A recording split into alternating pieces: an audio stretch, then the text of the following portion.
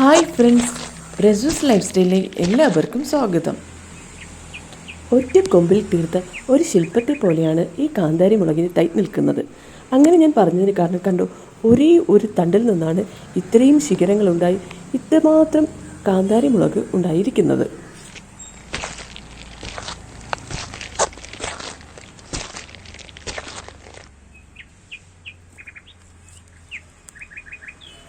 നമ്മുടെ ചാനലിൽ ഇപ്പോൾ ഞാൻ വീണ്ടും കാന്താരി മുളക് ഉൾപ്പെടുത്തിയതിന് പ്രധാന കാരണം കാന്താരി മുളകിൻ്റെ ഒരുപാട് ഉൽപ്പാദനം ഈ സമയത്ത് ഉണ്ട്. അതുപോലെ തന്നെ പലതരം പഴവർഗ്ഗങ്ങളായ മാമ്പഴം, ചാമ്പയ്ക്ക, ഒത്തിരി അമ്പഴങ്ങ, ഇങ്ങനത്തെ ഒരുപാട് ഐറ്റംസ് ഉണ്ടാകുന്ന പ്രത്യേകമായ സമയവും കൂടെയാണ് ഇത്. നമ്മുടെ യൂട്യൂബ് ചാനൽ എടുത്തു നോക്കിയാൽ അറിയാം, ഒത്തിരി ചാനലുകൾ ഇപ്പോൾ മാങ്ങയും ഉപ്പും മുളകും കൂടെ ചേർത്ത് നന്നായി ഇടിച്ചു പിഴിഞ്ഞ് ഒത്തിരി ആൾക്കാർ ഉപയോഗിക്കുന്നതായി കാണാം. അങ്ങനെ ഉപയോഗിക്കുന്നത് കാണുമ്പോൾ തന്നെ ഈ കാന്താരി കൂടെ ആകുമ്പോൾ ആൾക്കാരൊക്കെ ഒത്തിരി പേര് ഉപയോഗിക്കാൻ കൂടുതൽ ചാൻസ് ഉണ്ട്. പ്രത്യേകിച്ച് ഗർഭിണികളാണ് കൂടുതലും യൂട്യൂബ് ചാനലൊക്കെ കണ്ടിട്ടുള്ളത്. പക്ഷേ കാന്താരി മുളക് ഉപയോഗിച്ച് ഗർഭിണികൾ കഴിക്കുന്ന സമയത്ത് പ്രത്യേകം ശ്രദ്ധിക്കുക. ഗർഭസ്ഥ ശിശുവിന് ഇതിൻ്റെ ഒരു എരിച്ചിലും പുകച്ചിലുമൊക്കെ ധാരാളമായി ഉണ്ടാകാനുള്ള സാധ്യതയുണ്ട്. അതുകൊണ്ട് തന്നെ ഇതിൻ്റെ അളവ് വളരെ മിതമായ രീതിയിൽ മാത്രം ഉപയോഗിക്കുക. ഇത് കാണാൻ വളരെ മനോഹരമാണ്. അതുപോലെ തന്നെ ഇതിൻ്റെ എരിവ് വകവയ്ക്കാതെ ഇതിൻ്റെ സ്വാദ് നമ്മൾ വളരെയധികം ഇഷ്ടപ്പെട്ട് ഒരുപാട് കഴിക്കാനുള്ള സാധ്യതയുണ്ട്. ആ ഒരു സാധ്യത മുന്നിൽ കണ്ടുകൊണ്ടുകൂടെയാണ് ഞാനിത് പ്രത്യേകമായി ഈ ഒരു സമയത്ത് വീഡിയോയിൽ പ്രത്യേകമായി എടുത്തു പറയുന്നത്. ഗർഭസ്ഥ ആൾക്കാർ കൂടുതലായും ഉപയോഗിക്കുന്നത് വളരെ അധികം സൂക്ഷിച്ചു വേണം. ഇത് പഠനങ്ങൾ ഒട്ടേറെ തവണ തെളിയിച്ചിട്ടുള്ളതാണ്. വളരെയധികം ഭംഗി തോന്നുന്നുണ്ടല്ലേ ചുവന്ന് തുടുത്ത് നിൽക്കുന്ന ഈ കാന്താരി മുളകിനെ കാണാൻ. ഈ കാന്താരി മുളകിൽ ധാരാളം ജീവകം സി ഉണ്ട്. ഇത് ശ്വാസകോശ രോഗങ്ങളിൽ നമുക്ക് സംരക്ഷണം നൽകുവാൻ ഒരു പരിധിവരെ സഹായിക്കുന്നു. കാന്താരി വളരെയധികം പ്രതിരോധശേഷി ഉള്ള ഒരു സാധനം കൂടെയാണ്. ഈ കാന്താരി നമുക്ക് മാത്രമല്ല കേട്ടോ, ചെടികൾക്കും വളരെ നല്ല രീതിയിൽ ഉപയോഗിക്കാം.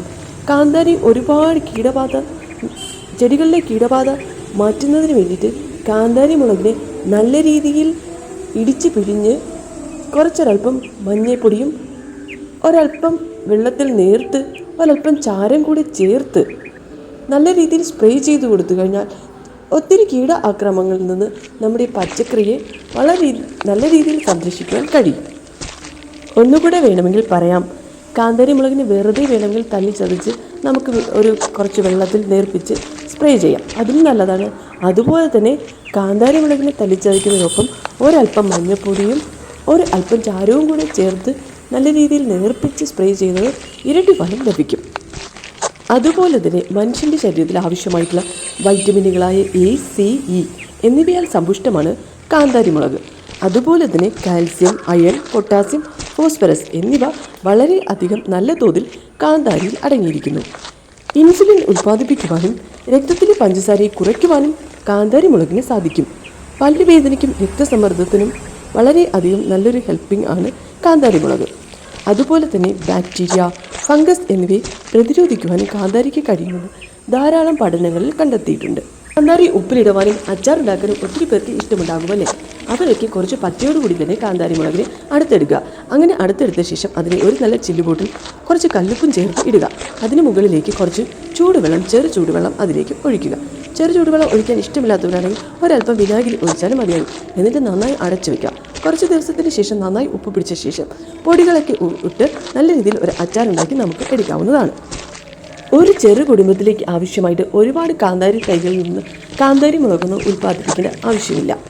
ഒരേ ഒരു കാന്താരിയിൽ നിന്നാണ് ഇത്രയധികം ശിഖരങ്ങൾ വന്ന് ഇത്രയധികം കാന്താരി മുളക് വന്നിരിക്കുന്നത്. അതും ഒരു വർഷത്തിനുള്ളിൽ തന്നെയാണ് ഇത്രയും അധികം പടർന്ന് പന്തലിച്ച് ധാരാളം കാന്താരി മുളകോടുകൂടി നിൽക്കുന്നത്. ഒരു ചെറു കാന്താരിയിൽ എത്രമാത്രം വേരുണ്ടാകുമെന്ന് നമുക്ക് ഊഹിക്കാവുന്നതേ ഉള്ളൂ. ആ ചെറു വേരുകൾ അത് മണ്ണിലേക്ക് താങ്ങി നിർത്തുവാൻ ആവശ്യമായിട്ടുള്ള ചെറിയൊരു സ്പേസ് മാത്രമേ ഇതിനാവശ്യമുള്ളൂ. ശിഖരങ്ങൾ നമുക്ക് എത്ര ദൂരം വേണമെങ്കിലും താനെ അത് പടർന്ന് നിന്നുകൊള്ളും. അതുകൊണ്ട് മണ്ണിന് വളരെ കുറച്ച് സ്പേസും ശിഖരങ്ങൾ നിൽക്കുവാൻ വേണ്ടിയിട്ടുള്ള കുറച്ച് സ്പേസും മാത്രമേ ഇതിന് ആവശ്യമായിട്ടുള്ളൂ. അതുകൊണ്ട് എല്ലാവർക്കും ഇത് വളർത്താവുന്നതാണ്. എൻ്റെ ഈ വീഡിയോ ഇഷ്ടപ്പെട്ടാൽ ലൈക്ക് ചെയ്യുവാനും ഷെയർ ചെയ്യുവാനും മറക്കരുതേ.